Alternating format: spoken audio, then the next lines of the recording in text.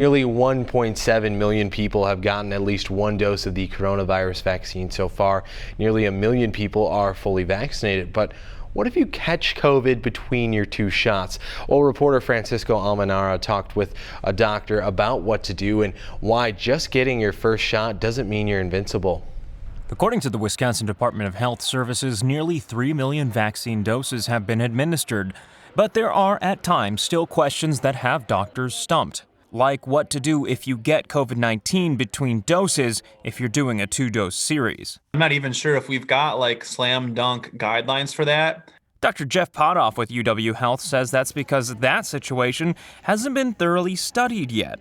The CDC says there's no minimum amount of time between infection and vaccination, but that while supplies are low, you could choose to temporarily delay your dose. Dr. Potoff says there is some evidence that you could wait up to 90 days. From the AstraZeneca one, when the UK was looking at single-dose regimen, that if you delay that second dose, I think even out to 12 weeks, that kick up in immunity is still there when you get the second dose. At the very least, you should wait until you're no longer sick to get your second dose. However, if you received antibody treatment while sick with COVID, the CDC recommends waiting 90 days for either your first or second dose.